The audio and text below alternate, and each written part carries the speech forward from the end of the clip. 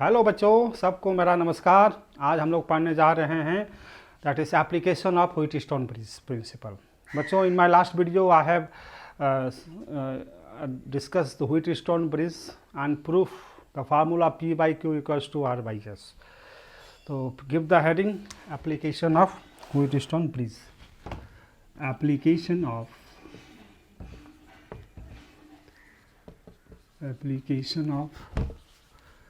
Wheatstone bridge principle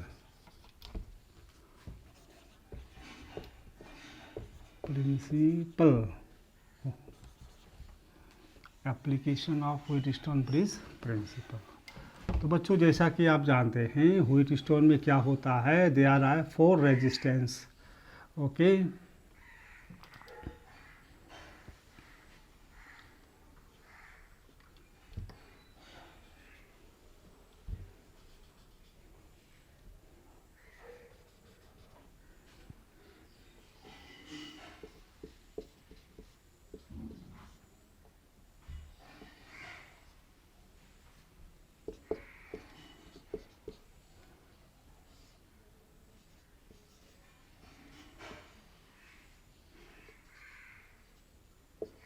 PQRS।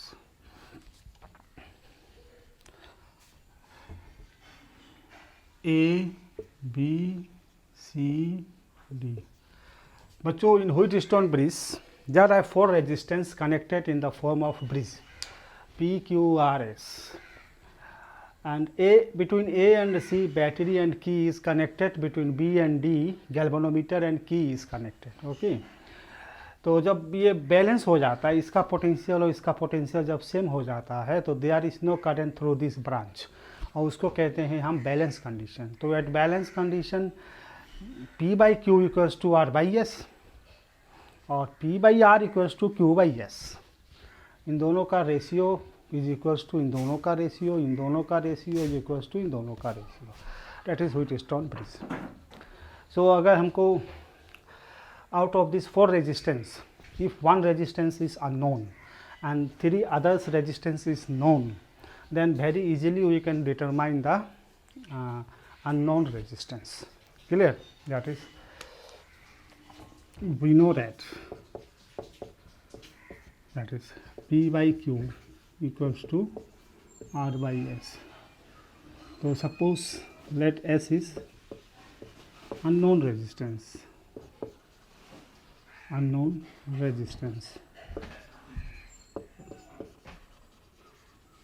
then S equals to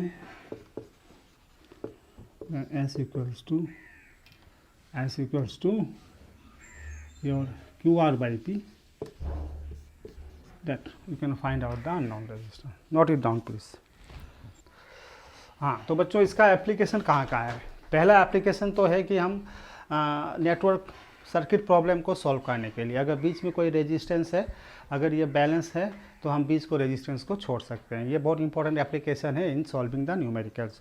next application है कि हम unknown resistance निकाल सकते हैं। We can find out the value of unknown resistance using Wheatstone bridge principle. और जिस instrument का यूज़ करते हैं अननोन रेजिस्टेंस निकालने के लिए, उसको कहते हैं मीटर ब्रिज। तो that is, give the heading metre bridge.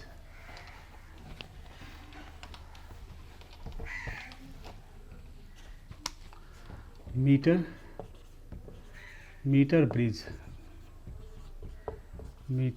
Bridge ये क्या होता है बच्चों? Metre bridge, it is a device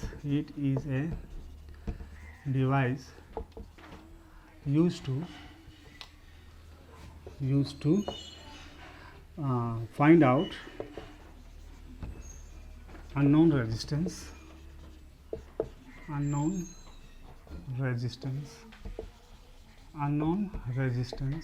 It is a device used to find out unknown resistance using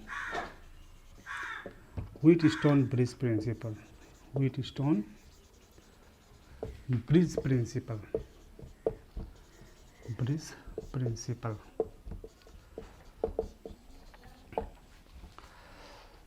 Please note it down.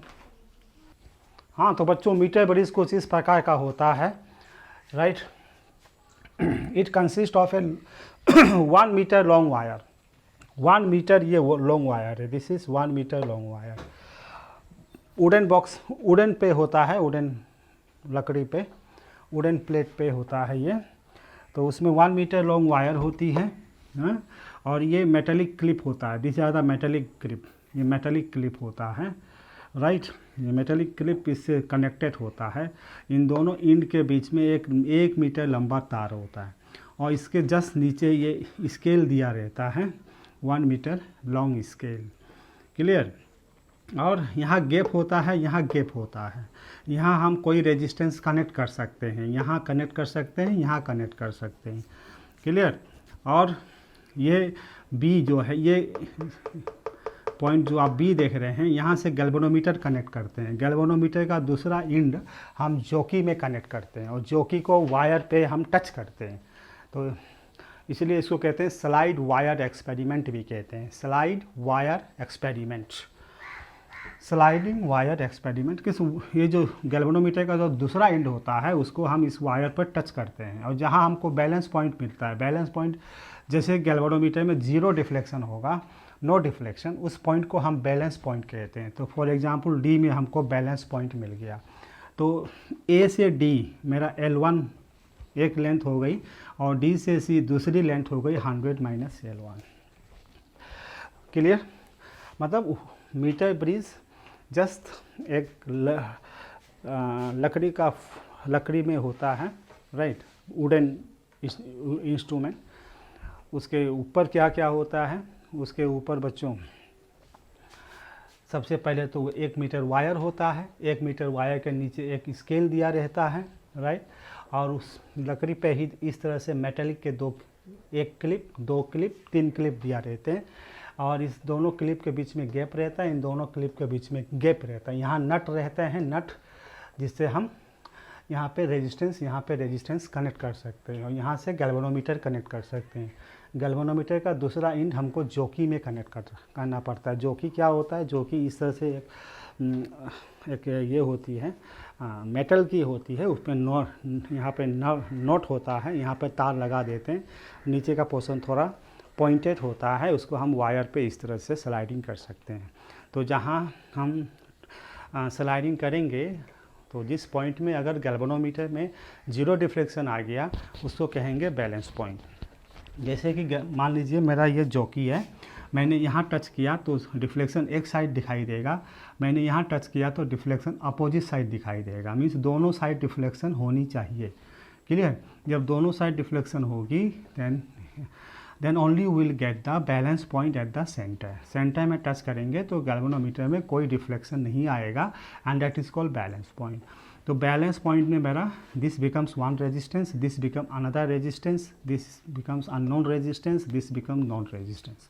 ये resistance हमको पता होता है, ये हम यहाँ से पता कर लेते हैं, ये यहाँ से, ये अननोन रेजिस्टेंस को हम डिटरमाइन कर लेते हैं. तो please note it down. Yes, तो बच्चों it consists of a wire of length 1 meter. It consists of a wire of length 1 meter and uniform cross section area. इस वायर की जो एरिया है यूनिफॉर्म होनी चाहिए और ये एकदम टाइट रहती है, राइट? तो stretched and clamped between 2 thick metallic strips. ये जो है बच्चों, this is the thick metallic strips, thick metallic strips. तो वायर इन दोनों के बीच में टाइटली क्लैम्प होती है. Clear? And A and C, battery and key, जो व्हीट स्टोन में था, between A and C we connect battery and key, between B and D we connect galvanometer. तो बिटवीन ये मेरा B है और D मेरा मूवेबल है because other end of galvanometer is connected to jockey and jockey can be move over the wire. Clear? For finding out balance point. तो इसको note कर लीजिए. ओके, तो बच्चों लेट सपोज मान लेते हैं R is unknown resistance. R क्या है? Unknown resistance. हमको इसकी वैल्यू को निकालना है. R is unknown resistance. Okay, इसकी वैल्यू को निकालना है. S is standard resistance. S is standard resistance, जो इसकी वैल्यू हम जानते हैं, that is standard resistance. Okay, तो जिस वायर की रेजिस्टेंस निकालनी है उसको यहाँ कनेक्ट कर देंगे, और एक वायर जिसकी हमको रेजिस्टेंस पता है उसको यहाँ कनेक्ट कर देंगे। और उसके बाद हम क्या करेंगे, गैल्वेनोमीटर का एक एंड बी में कनेक्ट करेंगे, दूसरा एंड जॉकी में को कनेक्ट करेंगे, और जॉकी को हम मूव करेंगे। तो एक पॉइंट आएगा, मान लीजिए डी, जहाँ पर हमको गैल्वेनोमीटर पर 0 डिफ्लेक्शन आएगा, उसको कहेंगे बैलेंस पॉइंट। तो ये जो ए डी है ना, ए डी एक रेजिस्टेंस हो गया मेरा, और इसकी रेजिस्टेंस क्या होगी, रेजिस्टेंस पर सेंटीमीटर इंटू L1 लंबाई, ये इसकी रेजिस्टेंस हो गई। दूसरी रेजिस्टेंस हो जाएगी DC, इसकी रेजिस्टेंस पर सेंटीमीटर इंटू 100 माइनस L1। ये तो ये 4 रेजिस्टेंस आप देख रहे हैं, जस्ट लाइक व्हीटस्टोन ब्रिज में PQRS था ना, तो ये आपका PQRS, ये 4 रेजिस्टेंस हो गए। और ये गैल्वेनोमीटर डी कहाँ है, बैलेंस पॉइंट में। बैलेंस पॉइंट में यहाँ से no current pass, that we find out by moving the jockey here and there. तो एक ऐसा पॉइंट मिलेगा जिसको हम डी कहते हैं, जहाँ पे गैल्वेनोमीटर में कोई डिफ्लेक्शन नहीं होगा, ना राइट जाएगा ना लेफ्ट जाएगा, थिक निडल 0 में रहेगा। उस पॉइंट को हम बैलेंस पॉइंट कहते हैं। तो उस पॉइंट में ये रेजिस्टेंस, इस वायर की रेजिस्टेंस हो जाएगी, दैट इज़ रेजिस्टेंस पर सेंटीमीटर इनटू लेंथ, L1 मान लेते हैं लेंथ। इसी तरह से इसकी रेजिस्टेंस हो जाएगी रेजिस्टेंस पर centimetre into 100 minus L1। Clear? तो आप प्लीज़ नोट इट डाउन। तो बच्चों एक at balance point,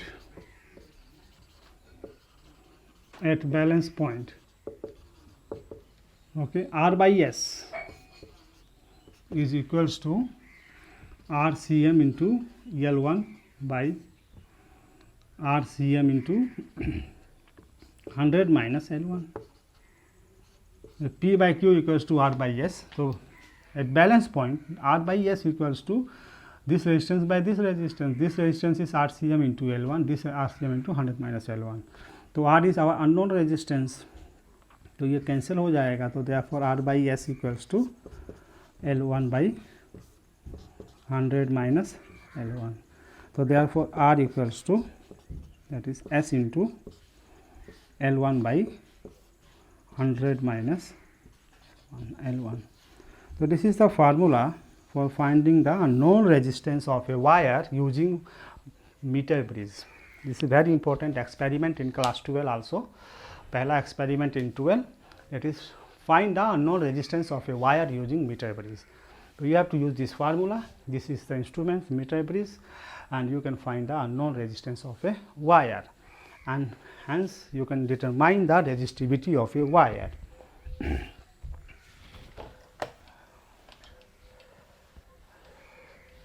So resistivity, you know, R equals to rho L by A. This is rho equals to R into A by L.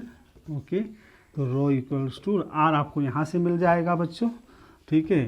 And area, इस ये जो wire है इसकी cross, इसकी आप रेडियस निकाल लेंगे बाई स्क्रू गाउज, तो area will be your pi R square. And length, ये जो लेंथ है आप निकाल के वायर की रेजिस्टिविटी आप निकाल सकते हैं।